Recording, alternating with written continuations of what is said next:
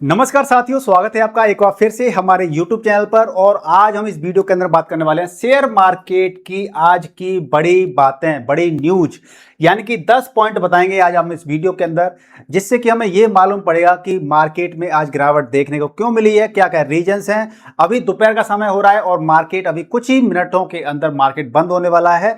तो देखिए, सबसे पहले हम बात कर लेते हैं, सबसे पहले रीजन पे हम चलते हैं। तो सबसे पहला रीजन क्या है? सेंसेक्स, यानी सेंसेक्स और निफ्टी के अंदर बड़ी गिरावट देखने को मिली है। आप देखेंगे सेंसेक्स के अंदर 1000 पॉइंट से ज्यादा की गिरावट है, और अगर आप निफ्टी 50 की बात कर लेते हैं तो करीब करीब 276 270 पॉइंट के करीब गिरावट है।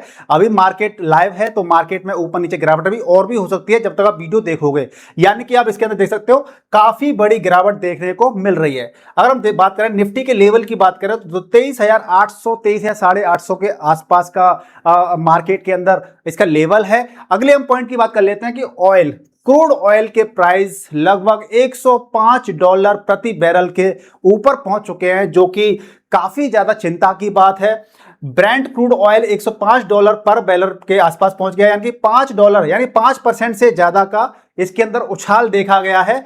इंडिया का करंट जो अकाउंट डेफिसिट होता है, सीएडी होता है, उसके बढ़ जाने की संभावना है। अगर इंडिया का करंट अकाउंट डेफिसिट बढ़ता है तो ये हमारी इकोनॉमी के लिए और शेयर मार्केट के लिए अच्छी न्यूज नहीं है। पेट्रोल और डीजल और एलपीजी सप्लाई पर इसका सीधा सीधा असर पड़ेगा, जो कि आप देख सकते हैं कि $105 ब्रेंट क्रूड ऑयल की प्राइस लगभग पार हो चुकी है। तो ये हमारे लिए एक नेगेटिव न्यूज है, हमारे लिए क्या पूरे वर्ल्ड के लिए नेगेटिव न्यूज है, क्योंकि क्रूड ऑयल अगर बढ़ता है तो पूरे विश्व के अंदर इन्फ्लेशन का खतरा भी बढ़ जाता है। अगली जो खबर है वो है बेस्ट एशिया क्राइसिस की है। ट्रंप ने ईरान डील को रिजेक्ट कर दिया है। जो उन्होंने ट्रंप ने बोला था कि भैया देखो इस चीज को, फिर ईरान ने बोला कि भाई ऐसा हम कर देंगे, ऐसा आप रेट कर दे सीधा सीधा, भैया हम इस चीज को नहीं मान रहे हैं। यानी ट्रंप का जो फैसला है, यूएस प्रेसिडेंट ने ईरान के पीस प्रपोजल को रिजेक्ट कर दिया है। टेंशन और बढ़ गई है, ठीक है ना। इसके साथ में स्ट्रेट ऑफ हॉर्मुज की बात कर लेते हैं तो बंद रहने के खतरा और ज्यादा बढ़ गया है। सप्लाई ग्लोबली अफेक्ट हो सकती है, ऑलरेडी अफेक्ट तो हो ही रही है, इससे भी ज्यादा क्या हो सकता है, जो सप्लाई है ग्लोबल वो भी अफेक्ट हो सकती है। मार्केट के सेंटीमेंट क्या है? ग्लोबल इन्वेस्टर्स घबरा गए हैं ग्लोबल इन्वेस्टर्स, क्योंकि मार्केट के अंदर क्या है, मार्केट के अंदर अभी भी अनसर्टेनिटी बनी हुई है, जिसकी वजह से जो इन्वेस्टर है घबराए हुए हैं और वो बिकवाली कर रहे हैं भरपूर तरीके से। मार्केट के अंदर कोई भी एक निश्चित डायरेक्शन नहीं मिल रहा है कि क्या करना है।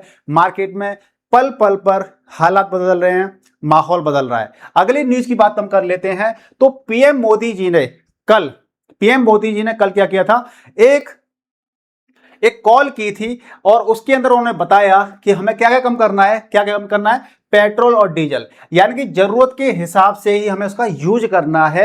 एक चीज ये बोली थी, सोना यानी गोल्ड, शादी में गोल्ड खरीदने से 1 साल के लिए बचना चाहिए। यानी जो लोग भर भर के जो गोल्ड के अंदर इन्वेस्टमेंट करना चाहते हैं उनको भी बोला गया है कि भाई आप 1 साल तक थोड़ी खरीदारी कम कीजिए। इससे क्या होगा, क्योंकि देखिए गोल्ड में खरीदारी करते हैं तो हमें भी बाहर से इंपोर्ट करना पड़ता है गोल्ड, और क्रूड ऑयल को हम ऑलरेडी बाहर से मंगाते हैं। तो इसका जो हमारा जो फॉरेन रिजर्व को हमें बचा के रखना है, और उसको अगर बचा के रखना है तो क्या करना पड़ेगा, हमें जो पेट्रोल डीजल है उसका संयमित यूज करना पड़ेगा। सभी लोगों को मिलकर के थोड़ा सहयोग देना पड़ेगा। इससे क्या होगा कि हम लोग इस चीज का जो फॉरेन रिजर्व है हमारे वो सुरक्षित रहेंगे, और हम जो इस संकट की घड़ी आई हुई है हम इससे भी निकल जाएंगे, ठीक है ना। अगला क्या बोला उन्होंने, फॉरेन ट्रिप, यानी कि अवॉइड करना है। आप कोशिश कीजिए कि फॉरेन ट्रिप पे ना जाएं। अपने देश के अंदर भी अंडमान निकोबार जैसे काफी सारे आइलैंड हैं, हम वहां पर भी जाकर के अपनी गोवा जा सकते हैं।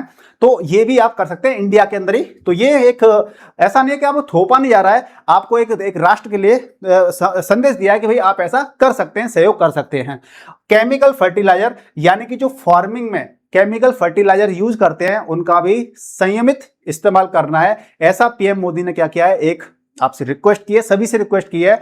तो हम लोगों को सहयोग करना चाहिए, मेरा ऐसा मानना है, हम लोग सहयोग करना चाहिए। आप में से कितने सारे लोग हैं जो सहयोग करने के लिए रेडी हैं, कमेंट करके जरूर बताइएगा। अगली जो कॉल है इंडिया बिक्स का ऊंचा होना, यानी इंडिया बिक्स का क्या हो गया है, 18.84 हो गया है। इसका मतलब क्या है, जो फियर फैक्टर होता है ना, जो डर देखते हैं हम कि जो इंडिया विक्स होता है वो जितना ज्यादा होता है, यानी फियर, शेयर मार्केट के अंदर फियर उतना ही ज्यादा बढ़ जाता है, और जब शेयर मार्केट फियर बढ़ता है तो बिकवाली स्टार्ट होती है, शेयर मार्केट में प्रेशर बढ़ता है। तो ये देख सकते हैं कि काफी बढ़ गया है। और ये जो इंडिया विक्स है यानी कि वॉलेटिलिटी इंडेक्स होता है, इसका फियर गॉज भी हम इसको कह सकते हैं, फियर गॉज भी इसको कह सकते हैं। जितना विक्स ज्यादा होता है उतना ज्यादा मार्केट में डर और अनसर्टेनिटी बढ़ जाती है, अनिश्चितता और डर बढ़ जाता है अगर इंडिया विक्स ज्यादा होता है तो। 18.84 का लेवल बताता है कि इन्वेस्टर अभी नर्वस हैं, इन्वेस्टर्स काफी डरे हुए हैं इस चीज से, क्या है, मार्केट में प्रेशर बढ़ रहा है। अगली खबर की तरफ चलते हैं। जो ऑटो है, रियलिटी सेक्टर है, ज्वेलरी है, सबसे ज्यादा यहां पर गिरावट देखने को मिली है। देखने को क्यों मिली है, बात कर लेते हैं एक एक। जो ऑटो सेक्टर है, फ्यूल कॉस्ट बढ़ेगी और ऐसे संकेत मिल रहे हैं कि अब फ्यूल की कॉस्ट बढ़ भी सकती है, ठीक है ना, और डिमांड स्लो डाउन कर सकती है। तो डिमांड जब स्लो डाउन होती है तो जो ऑटो सेक्टर होता है वो भी डाउन हो जाता है, इनकी लोग फिर गाड़ियां कम खरीदते हैं, ठीक है ना, ऐसा होता है। और रियलिटी सेक्टर की हम बात कर लेते हैं तो मिड सेशन में भारी बिकवाली आज के टाइम पे हुई है। और ज्वेलरी की हम बात कर लेते हैं तो टाइटन, कल्याण और सैमको 12% तक गिर गए हैं। जो कल पीएम मोदी ने बोला कि गोल्ड भाई ज्यादा मत खरीदो, तो उसकी वजह से भी क्या ये सेक्टर में एक अच्छी खासी गिरावट देखने को मिली है। अगली न्यूज पे चलते हैं कि विदेशी बेच रहे हैं और देसी खरीद रहे हैं, यानी जो फॉरेन इन्वेस्टर्स हैं लगातार मार्केट से क्या कर रहे हैं, बिकवाली कर रहे हैं। आप देख सकते हैं कि लास्ट डे की जो बिकवाली थी वो ये थी फ्राइडे की, ठीक है ना, आज मंडे है, आज मंडे का डेटा अभी आएगा, तो ये फ्राइडे का डेटा है कि इतनी बिकवाली की थी और जो डोमेस्टिक इन्वेस्टर्स हैं उन्होंने इतने की खरीदारी की थी। तो जो फॉरेन इन्वेस्टर्स हैं लगातार मार्केट से क्यों जा रहे हैं, मैंने इस पर ऑलरेडी एक वीडियो बनाया था, इसलिए भी जा रहे हैं क्योंकि जो हमारा रुपी है वो कमजोर हो रहा है, और रुपी जब कमजोर होता है तो जो फॉरेन इन्वेस्टर्स होते हैं उनके जो रिटर्न होते हैं वो भी कम हो जाते हैं, तो इसलिए वो निकल जाते हैं। दूसरा रीजन ये था कि जो एआई बबल है, एआई जो है ना, आर्टिफिशियल इंटेलिजेंस की वजह से जो यूएस मार्केट के अंदर काफी अच्छा एक उछाल देखने को मिल रहा है, तो लोग वहां पर भी पैसा लगा रहे हैं। तो इसके दो रीजन तो मेन है ही है जिसकी वजह से फॉरेन इन्वेस्टर्स लगातार मार्केट से क्विट कर रहे हैं, मार्केट से पैसा निकाल रहे हैं। अगली जो खबर है पॉइंट 8 है, सेबी का बाईबैक ओवरहॉल और फर्टिलाइजर स्टॉक की बात हम कर लेते हैं। तो सेबी ने एक प्रपोजल मांगा है, एक अपना सुझाव दिया है, बाईबैक प्रपोजल, यानी शेयर बाईबैक रेगुलेशन में बदलाव का प्रपोजल दिया है, पब्लिक फीडबैक मांगा गया है। तो ये भी एक बड़ी न्यूज है। फर्टिलाइजर स्टॉक 3% तक गिर गए हैं, जैसे कि आरसीएफ है, फैक्ट है, कोरोमंडल है, ये पीएम मोदी के सस्टेनेबल फार्मिंग पुश के बाद में ये स्टॉक क्या है, इनके अंदर गिरावट देखने को मिली है। अगला क्या है, इस हफ्ते ये देखते हैं हम क्या है, मार्केट की दिशा यहां से तय होगी। अगली क्या क्या दिशा तय होगी, आगे से मार्केट में क्या क्या हो सकता है, बात कर लेते हैं अर्निंग, यानी कंपनीज के रिजल्ट लगातार आते जा रहे हैं, ठीक है ना, तो मार्केट डायरेक्शन पर नजर बना के रखनी है हमें।